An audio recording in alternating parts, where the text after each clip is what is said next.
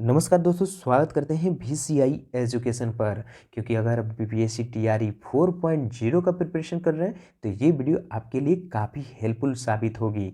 हम लोग इसमें डिस्कस कर रहे हैं NCERT सार संग्रह को, जो महेश वर्णवाल द्वारा लिखित वन लाइनर बुक है। इसमें हम लोग लाइन बाय लाइन डिस्कस कर रहे हैं। तो चलिए इस वीडियो को शुरू करते हैं और इसमें जो भी इंपॉर्टेंट फैक्ट निकल कर आता है उसे डिस्कस करते हैं। सबसे पहले हम आपको बता दें इस चैप्टर के बारे में। तो देखिए, हम लोग इसमें भूगोल खंड को शुरू किए हैं। भूगोल में 5 चैप्टर हम लोग समाप्त कर चुके हैं।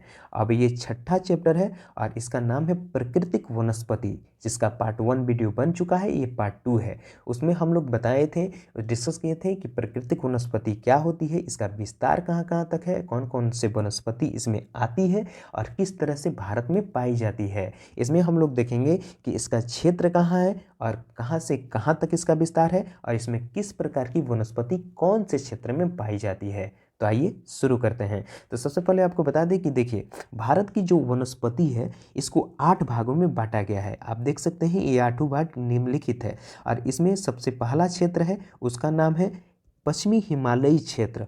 देखिए, ये जो क्षेत्र है ये भारत में कश्मीर से लेकर कमायूं तक पाया जाता है और इसमें जो वनस्पति आती है तो इसमें शीतोष्ण कटिबंधीय भाग की वनस्पति पाई जाती है। और शीतोष्ण कटिबंधीय भाग में कौन सी वनस्पति आती है तो आप देख सकते हैं इसमें चीड़ आता है, देवदार आता है, शंकुधारी वृक्ष आते हैं जिसमें चौड़ी पत्ती वाले और शीतोष्ण वृक्ष भी देखे जा सकते हैं।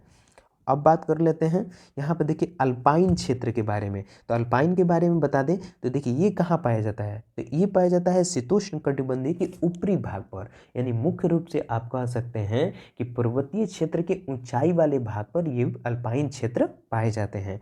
इसमें इसमें कौन से पेड़ पाए जाते हैं तो देखिए, श्वेत पाया जाता है, देवदार और श्वेत भोज। उसके बाद सदाबहार वृक्ष जो होते हैं ये वृक्ष अल्पाइन क्षेत्र में पाए जाते हैं। देखिए, नेक्स्ट है पूर्वी हिमालय क्षेत्र। पूर्वी हिमालय क्षेत्र में सिक्किम से लेकर दार्जिलिंग तक इसका विस्तार है और इसमें शीतोष्ण कटिबंधीय क्षेत्र के पेड़ पौधे पाए जाते हैं, जैसे कि ओक, जायफल, देवफल, बड़े फल, सदाबहार वृक्ष, छोटी वृक्ष बेत वाले जंगल भी इस क्षेत्र में पाए जाते हैं। आप देख सकते हैं दोस्तों। अब बात कर लेते हैं असम के बारे में। तो देखिए, असम में कौन से प्रकार के पेड़ पाए जाते हैं तो इसमें देखिए, इसमें ब्रह्मपुत्र से सुरमा घाटी तक ये वृक्ष पाए जाते हैं। इसमें सदाबहार वन आता है, बीच बीच में घने बांसों तथा लंबी घासों वाले झुरमुट वृक्ष भी पाए जाते हैं। अब बात कर लेते हैं सिंधु के बारे में। तो आप देख सकते हैं सिंधु के बारे में।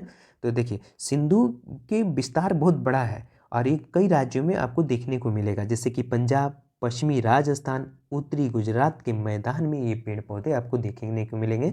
जैसे छोटे क्षेत्र, मतलब ये जो क्षेत्र है ये शुष्क गर्म है, इसमें काटिली वन वाली झाड़ियाँ भी पाई जाती है।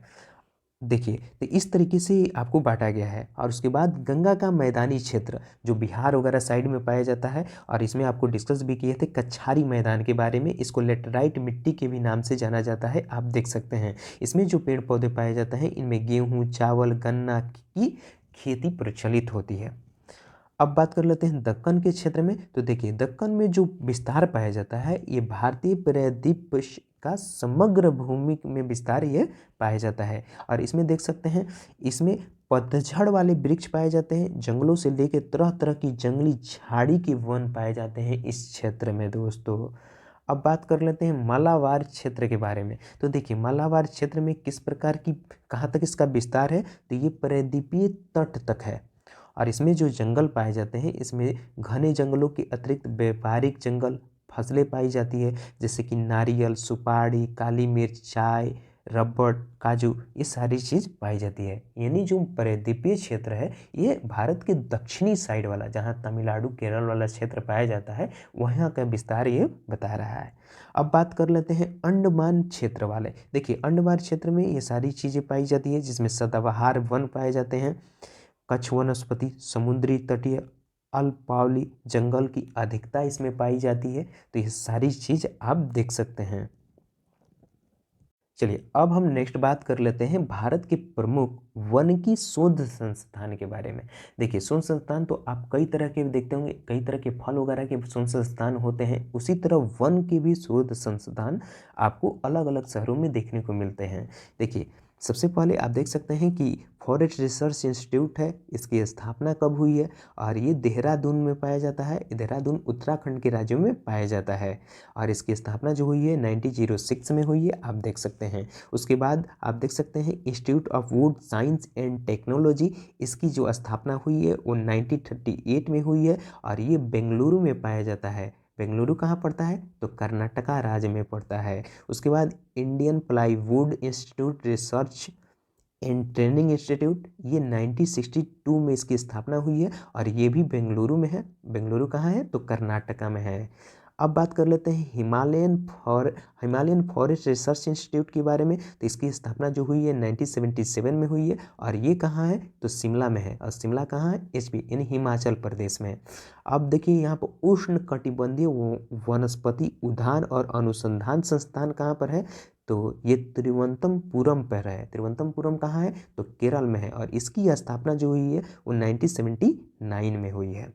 अब बात कर लेते हैं Indian institute of forest management, ये कब स्थापित हुआ है, ये स्थापित हुआ है 1982 में और कहाँ, तो देख सकते हैं भोपाल में हुआ है। भोपाल पड़ता है मध्य प्रदेश में।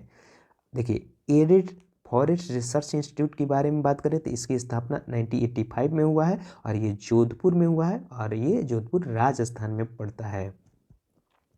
देखिए नेक्स्ट है रेन फॉरेस्ट रिसर्च इंस्टीट्यूट, इसकी स्थापना हुआ है 1988 में और ये जोरहाट में है। जोरहाट कहाँ है, तो जोरहाट है असम में। ये सारे शोध संस्थान के बारे में आप जानिए और इसको याद भी करना है।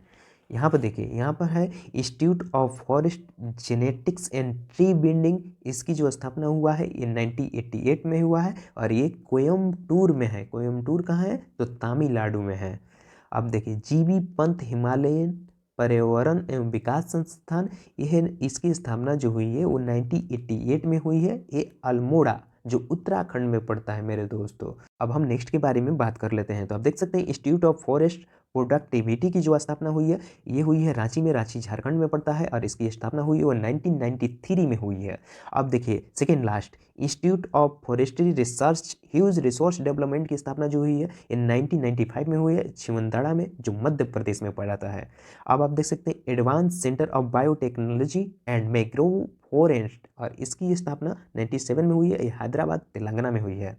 और ये भी जानिए कि वर्ष 1973 में चिपको आंदोलन की शुरुआत गढ़वाल क्षेत्र के चमोली जिले से हुई है, जो वर्तमान में उत्तराखंड उत्तर प्रदेश की